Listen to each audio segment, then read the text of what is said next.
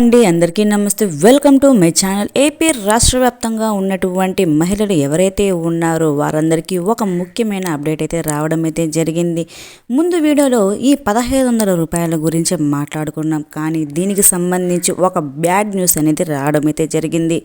అది కొంతమంది మహిళలకు మాత్రమే. అది ఏంటి ఆ బ్యాడ్ న్యూస్ అనేది మనం ఈ వీడియోలో తెలుసుకుందాము. ఈ డబ్బులు ఎవరికి ఇస్తారు, ఎవరికి ఇవ్వరు అనేది మనం ఈ వీడియోలో క్లారిటీగా వివరంగా అయితే తెలుసుకుందాము. దీనికి గడువు వారం రోజులే. అధికారులు మీ దగ్గరికి వచ్చి మీరు దీనికి అర్హులా కాదా అనేది తెలుసుకుంటారు. ఎవరైతే ఈ మహిళలు ఉన్నారో ఈ వీడియోని ఎక్కడ స్కిప్ చేయకుండా అయితే చూడండి. గవర్నమెంట్ నుంచి వచ్చే ప్రతి ఒక్క అప్డేట్ నేను మీకు ఎప్పటికెప్పుడు నేనైతే తెలియజేస్తూనే ఉంటాను. నా ఛానల్ కనుక నచ్చితే ప్లీజ్ ఒక చిన్న లైక్ చేయండి అండ్ సబ్స్క్రైబ్ చేసుకోండి. మీరు కనుక సబ్స్క్రైబ్ చేసుకుంటే మొట్టమొదటిసారిగా మీకైతే ఒక నోటిఫికేషన్ వస్తుంది. మీరే మొదటిసారిగా అయితే చూడవచ్చు. ఇక లేట్ చేయకుండా టాపిక్లోకి అయితే వెళ్ళిపోదాము. ఏపీ రాష్ట్ర వ్యాప్తంగా ఉన్నటువంటి మహిళలకు ఆర్థిక సహాయం కింద ప్రతి నెల 1500 ఇస్తామని అయితే చెప్పడం అయితే జరిగింది. అయితే దీనికి సంబంధించి ఒక అప్డేట్ అయితే వచ్చిందండి. ప్రతి మహిళకి కూడా 1500 ఇస్తామని, కానీ ప్రభుత్వం ఇంకొక ఆలోచనలో అయితే ఉంది. అది ఏంటి అంటే ప్రతి నెల ఈ డబ్బులు ఇవ్వడం కన్నా సంవత్సరానికి 15,000 ఇస్తామని నిర్ణయించుకోబోతున్నారు. అయితే ఇది ఎంతవరకు జరుగుతుందో చూద్దాం. అసలు విషయానికైతే వెళ్ళిపోదామండి. బ్యాడ్ న్యూస్ అనేది ఏంటి అనేది ఇప్పుడు మాట్లాడుకుందాము. కాని వారికి కాదండి, పెళ్ళి అయిన వారికి మాత్రమే ఈ డబ్బులు పడతాయని చెప్పి చెబుతున్నారు. ఇది కేవలం మహిళలకు మాత్రమే.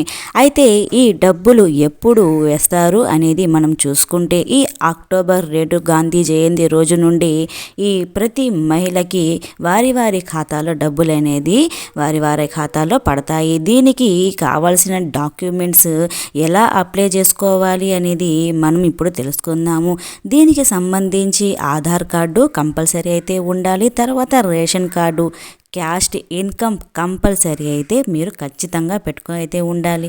మీకు మీ బ్యాంక్ బుక్ అనేది మీ ఫోన్ నెంబర్కి లింక్ అయ్యి ఉండాలి. మీ ఆధార్ కార్డ్కి మీ బ్యాంక్ బుక్కి మీ ఫోన్ నెంబర్ అనేది లింక్ అయ్యి ఉండాలి. ఇకపోతే మీరు ఎక్కడికి వెళ్ళి ఇవన్నీ మీరు అప్లై చేసుకోవాలి, ఎక్కడికి ఇవ్వాలి అని అనుకుంటున్నారా? ఏం పర్వాలేదు, మీరు ఇంట్లో ఉండి మీరైతే చేసుకోవచ్చు. అది ఎవరు వచ్చి చేస్తారా అని చెప్పి మీరు అనుకుంటున్నారు కదా. మీకు ఈ సచివాలయ శాఖ సిబ్బంది వారు వచ్చి వెరిఫికేషన్ చేసి మీకు మెన్షన్ చేసి అయితే ఇస్తారు. దీనికి అర్హులా కాదా, ఈ 1500 రూపాయలు మీకు వస్తుందా రాదా అనేది వారైతే వెరిఫికేషన్ చేసి అయితే ఇస్తారు.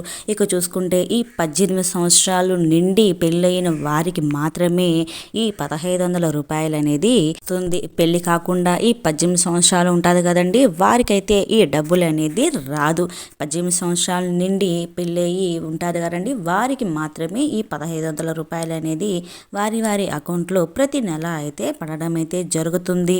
చూసుకుంటే ఈ గవర్నమెంట్ ఉద్యోగం చేస్తూ ఉంటారు, వారికి ఈ 1500 రూపాయలు వీరికైతే రాదండి. వీరైతే అనర్హులు. తర్వాత 4 చక్రాల వాహనం కలిగిన వారు కూడా దీనికైతే అనర్హులండి.